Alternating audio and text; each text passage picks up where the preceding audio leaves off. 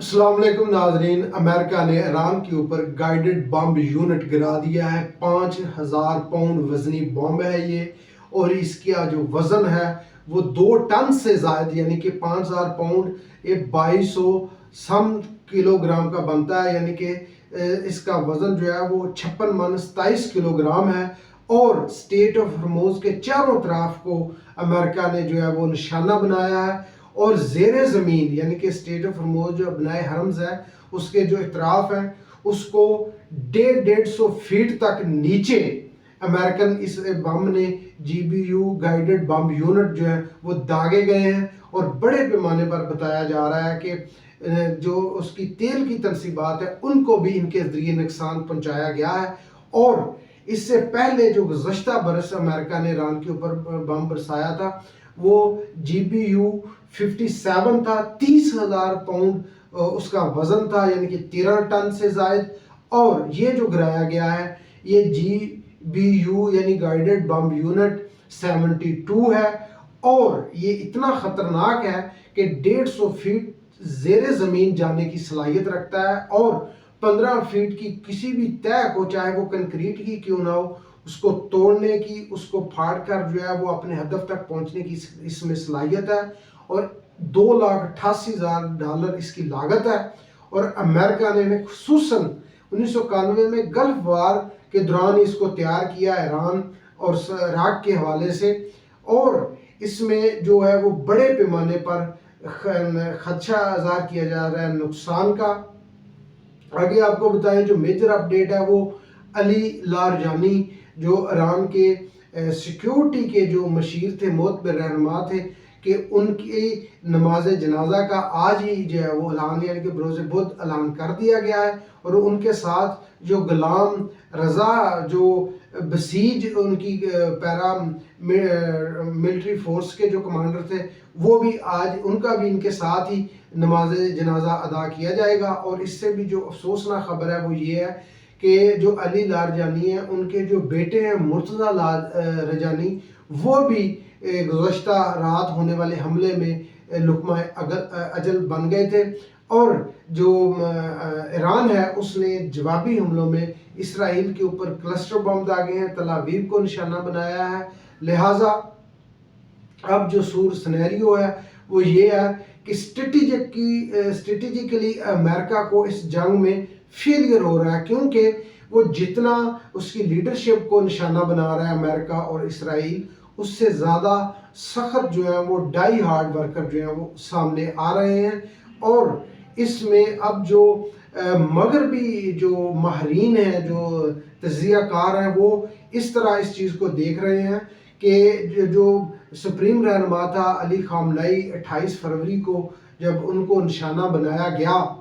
तो उसके बाद जो मुस्लिम उम्मा है उसके दरमियान जो एक यूनिटी की एक फ़ज़ा कायम हुई जो अभी तक हो रही है, यानी कि शिया और सुन्नी के दरमियान, तो उसको बड़ा ही एक अलार्मिंग मगरब जो है वो समझने जा रहा है। और उसने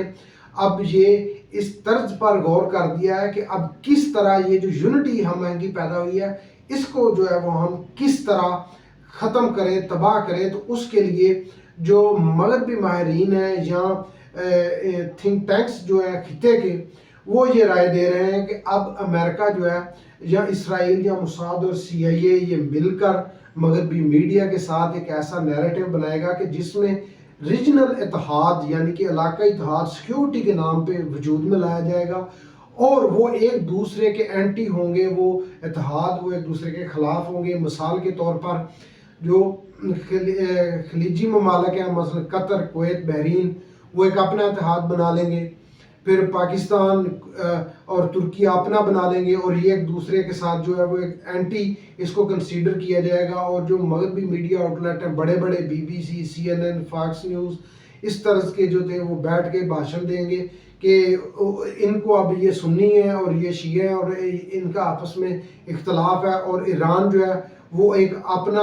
अहले शियों का एक रीजनल अलायंस बनाएगा। तो इस तरह अब उन्होंने कहा कि हमारा जो प्रोपेगेंडा था, जो इनको हमने सेक्टेरियन बेस पर तकसीम करके अपने मकासद हासिल कर रहे थे, अब इनको इलाकाई बुनियादों पर मुसलमान ममालिक को तकसीम किया जाएगा और इनको बांट दिया जाएगा। तो یہ اب جو ہے وہ فضا اس طرح کی بننا بھی شروع ہو گئی ہے انٹرنیشنل میڈیا کے اوپر کہ اب اس کو مستقبل میں کیسے ہینڈل کرنا ہے۔ آگے آپ کو بتائیں کہ جو لارجانی ہے اس کو کیسے نشانہ بنایا گیا، کیسے شہید کیا گیا، اس کے حوالے سے آپ کو پہلے تو یہ بتا دیں گے، یہ جو بات ہم آپ کو بتانے جا رہے ہیں یہ ایک انفارمیشن پر مبنی ہے، معلومات پر مبنی ہے، اس میں خبر کوئی نہیں ہے، کیونکہ جب امریکہ اور سی آئی اے کسی بھی اتنے بڑے آپریشن کو سر انجام دیتے ہیں تو وہ نہیں اس میں پراپرلی ڈیٹیل دیتے فوری کہ ہم نے یہ آپریشن کیسے کیا، کیونکہ پھر اس کا توڑ نکل آتا ہے، ان کو نیا طریقہ اپنے آپریشن کو کرنے کے لیے، اپنے جو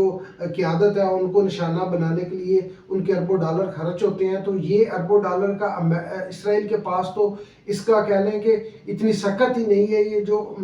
حماس کی قیادت کو نشانہ بنایا گیا یا حزب اللہ کی قیادت کو نشانہ بنایا گیا، اس کے بعد اب ایران کی قیادت کو نشانہ بنایا جا رہا ہے، یہ سارے آپریشن کر تو سی آئی اے رہا ہے۔ اور اس میں یہ بات بھی کنفرم ہے کہ ان کو جو سائبر سسٹم ہے دنیا کا سپیس میں جو قائم ہے اسی کے ذریعے ہی نشانہ بنایا جا رہا ہے، چاہے وہ بوٹ نیٹ ورکنگ ہو یعنی کہ کمپیوٹر کا ایک نیٹ ورک، یا اس کے بعد جو دو بڑے اپنا سائبر سسٹم ہے، ایک تو پیگاسس ہے جو اسرائیل کے پاس ہے جس کو واٹس ایپ کے ذریعے ہیک کرتا ہے، اسپانج کرتا ہے، جاسوسی کرتا ہے اسرائیل۔ دوسری جو ٹیکنالوجی جو بڑا سسٹم ہے اے آئی کا ہسبورا جس کو کہا جاتا ہے، وہ بھی اسرائیل میں ہی ہے، اسرائیلی بیسڈ ہے، وہ ہے آرٹیفیشل انٹیلیجنس کا۔ تو اسی کے ذریعے اب تک کی جو کریڈیبل خبریں ہیں وہ یہ ہیں کہ امریکہ نے، سی آئی اے نے ان تمام جو لیڈرشپ تھی،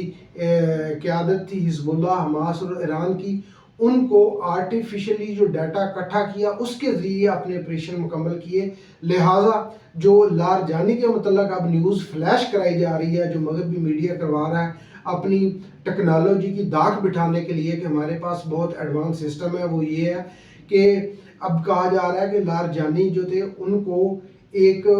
موساد کا ایجنٹ جس کا 20 سال کا ایکسپیرینس تھا، وہ ان کا کئی ماہ سے پیچھا کر رہا تھا لارجانی کا۔ تو پھر ایک ایسے موقع پر انہوں نے آرٹیفیشل سسٹم کے ذریعے جو تھا وہ آرٹیفیشل انٹیلیجنس سسٹم کے ذریعے اس کی جو رنگ تھی اس کو ریپلیس کیا اس سملر رنگ کے ذریعے، اسی طرح کی انگوٹھی کے ذریعے کہ جس کا جو ناگ تھا اس کی جو چمک دمک تھی وہ ہو بہو ویسی تھی جو اصلی لارجانی نے انگوٹھی یا رنگ پہن رکھی تھی۔ اور اس کے بعد وہ اس میں ایک چپ لگا دی گئی تھی، جو وہ چپ پراپرلی سرویلنس کا کام دے رہی تھی موساد کو، سی آئی اے کو، کہ لارجانی کہاں اٹھتا ہے بیٹھتا ہے، اس کی موومنٹ، اس کی سیکیورٹی، سارا نظام انہوں نے چیک کیا، دیکھا۔ اور اس کے بعد وہ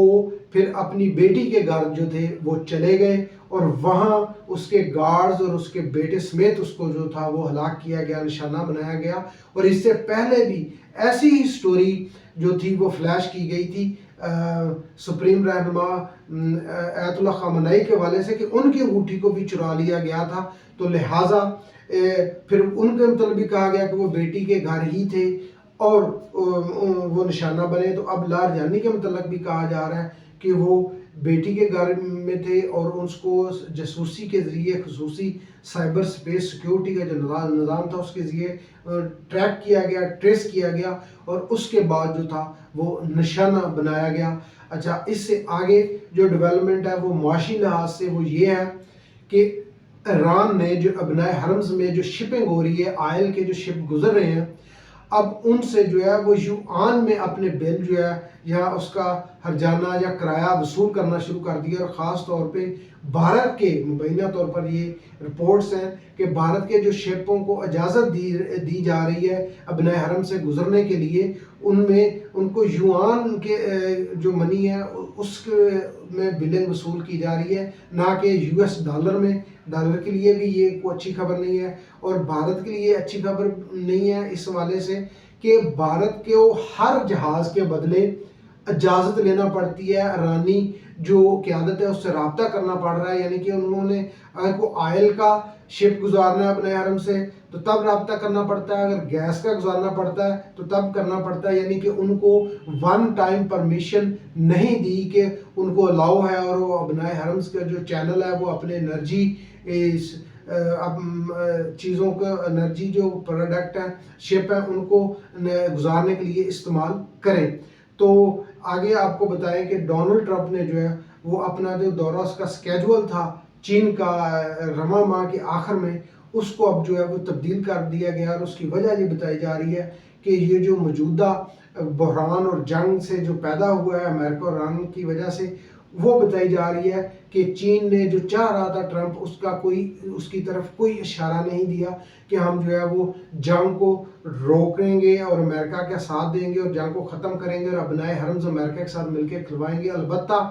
چین نے یہ اعلان کر دیا ہے کہ وہ جتنے بھی متاثرہ ممالک ہیں جنگ میں، خواہ وہ ایران ہو، خواہ وہ اپنا حزب اللہ ہو، لبنان ہو، ان کی امداد کا اعلان کر دیا ہے اور ملین آف ڈالرز کی امداد جو ہے وہ پہنچانے کا اعلان کر دیا ہے۔ تو رشیا نے تو اپنی جو امداد تھی وہ آذربائیجان میں بھیج دی اور وہاں وہ ٹرکوں کے ذریعے جو ہے وہ منتقل کی جائے گی ایران میں۔ تو جو دنیا کا سینیریو ہے وہ اس جنگ کے حوالے سے بہت حد تک جو ہے وہ تبدیل ہونے جا رہا ہے۔ تو اگر آپ کو ہماری یہ اپڈیٹس اور نیوز اچھی لگے تو ہمارے چینل کو شیئر سبسکرائب ضرور کریں۔ اب تنویر طاہر کو دیجیے اجازت، اللہ حافظ۔